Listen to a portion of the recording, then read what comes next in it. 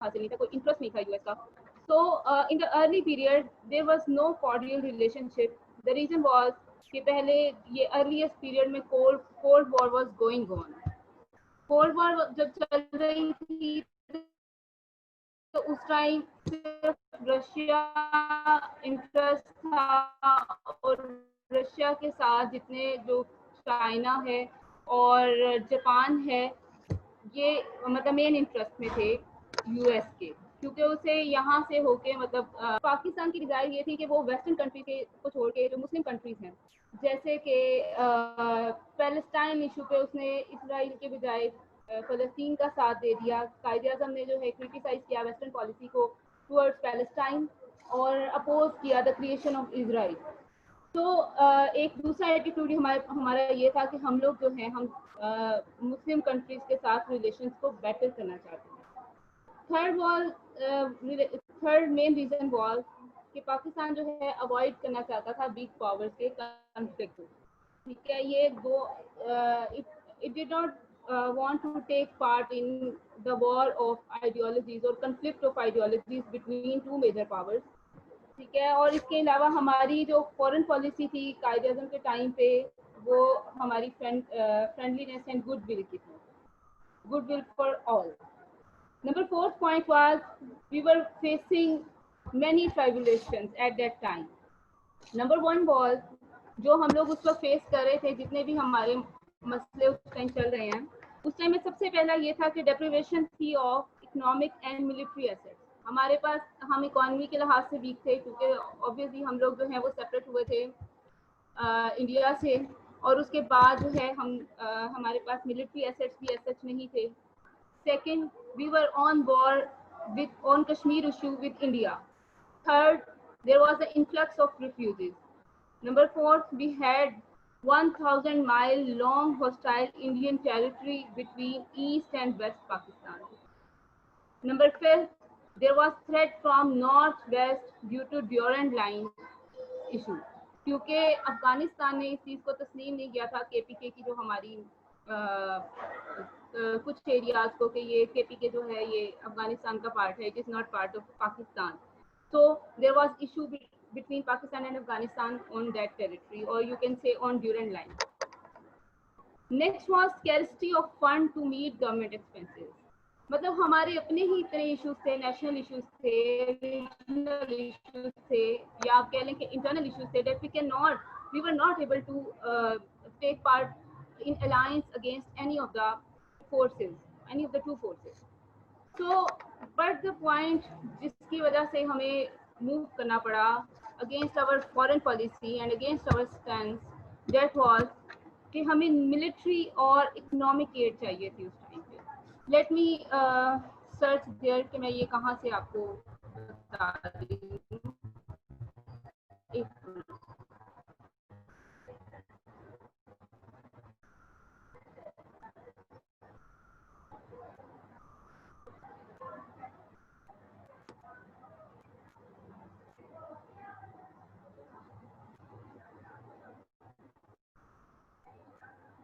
जी ये यहाँ पे जी. सो वी नीडेड ने रिक्वेस्ट किया क्योंकि हमारे चैलेंजेस बहुत ज़्यादा थे, तो we requested $2 billion for military and economic assistance to US. US turned it down and offered instead $10 million as a relief fund. It also Kashmir issue की वजह से जो है हम पे एम्बार्गो लगा दिया गया, एम्बार्गो इम्पोज कर दिया गया. यूएस ने किया दोनों पे, पाकिस्तान और इंडिया दोनों पे. एम्बार्गो जो है वो can you tell what embargo is?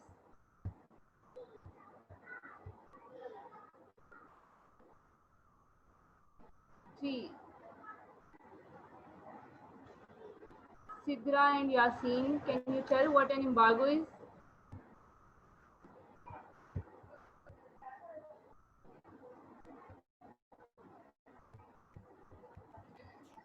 Am I audible? We don't. Yes, we don't have idea about this.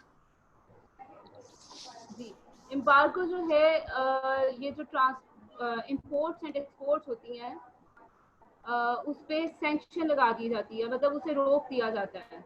तो there will be no trade of मेरा तो ये ख्याल है कि एम्बार्गो जो होता है ओवरऑल जितने भी इंपोर्ट एक्सपोर्ट होते हैं उस पर होता है, लेकिन because it was a military issue, so there will be an embargo on all the military weapon exchange or import and export. जी जैसे यहाँ पे ये लिखा भी हुआ है, for the first time US imposed embargo on the export of military hardware to both the countries under the plea of Pakistan India tension on Kashmir issue.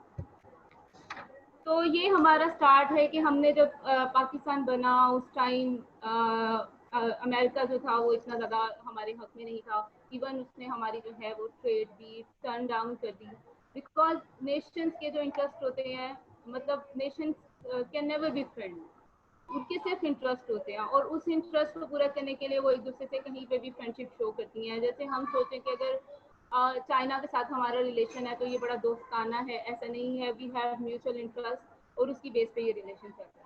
तो first आपको ये बताया कि मतलब इसमें ये जो है डाइवर्जेंस थी इंटरेस्ट की, डेट्स वाई जो रिलेशन हैं ये नहीं चले, मतलब अभी इतना वो नहीं है। Second, cold war and revisited US policy. सबसे पहले यहाँ पे दो रेवोल्यूशंस का मैं जिक्र करूंगी। एक है Chinese revolution in 1949, mainland China जो थी उससे उसमें ये रेवोल्यूशन आई।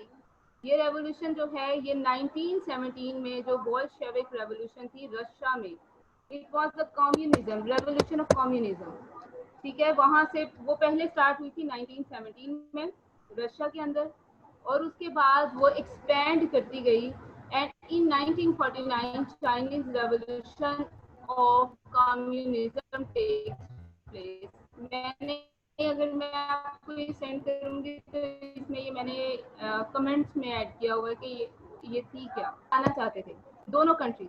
रशिया में 1917 में ये एक रेवोल्यूशन आई, लेकिन जो चाइनीज में थी it was far more greater than Russia, जिसकी वजह से क्योंकि यूएस तो इसके अगेंस्ट था, उसे कंट्रोल करना चाहता था, तो इस वजह से यूएस जो है ये उसे समझ आई कि जो चाइना और जापान पे वो रिलाई कर रहा था वो अब रिलाई नहीं कर सकता, it has to search for other ways और अदर कंट्रीज जिससे वो क्या कर सके, जिससे वो कंटेन कर सके रशिया एंड चाइना में एक्सपैंड ऑफ कम्युनिज्म को, और सेकंड नंबर पे वो स्पाई कर सके। तो अब जो है अब उसे पता चला कि जी दो ही कंट्रीज हैं जो जियो स्ट्रेटेजिकली इम्पोर्टेंट हैं, एक है अफगानिस्तान और दूसरा है Pakistan, because they have close boundaries with Soviet Union. So as it became more clear in the eyes of America that Pakistan, due to its geostrategic location, is at the doorsteps of USSR and China. So Afghanistan and Pakistan are the possibility of ideological and intelligence penetration of USSR. कि पाकिस्तान और अफगानिस्तान की क्योंकि boundaries वो इकट्ठी हैं USSR के साथ, plus यहाँ के लोग आपस में मिलते जुलते हैं, उनके आपस में राब्ते हैं, तो काफ़ी चीज़ें जो हैं उससे मतलब इंटेलिजेंस की जा सकती है, आइडियोलॉजी का बहुत इजीली स्पाइंग की जा सकती है, आप कह लीजिए। अच्छा, इसके नतीजे में क्या होता है कि अमेरिका जो है वो रिलेशनशिप क्या करता है हमारे साथ, पाकिस्तान के साथ इम्प्रूव करता है।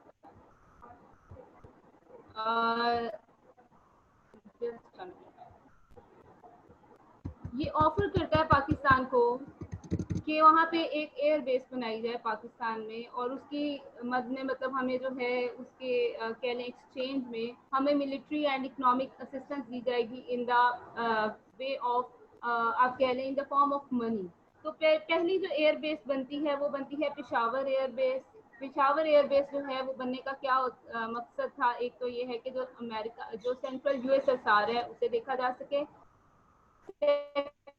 नंबर पे मिडिल ईस्ट के जो ऑयल एरियाज हैं उन्हें रिकैप्चर किया जा सके या डिफेंड किया जा सके। तो अब अमेरिका क्या करता है, अमेरिका लिफ्ट कर लेता है embargo on sale of arms to India. India Pakistan पे जो वेपन्स की सप्लाई थी उसे रोका था, अब उसे वो क्या कर लेता है, उस एम्बार्गो को लिफ्ट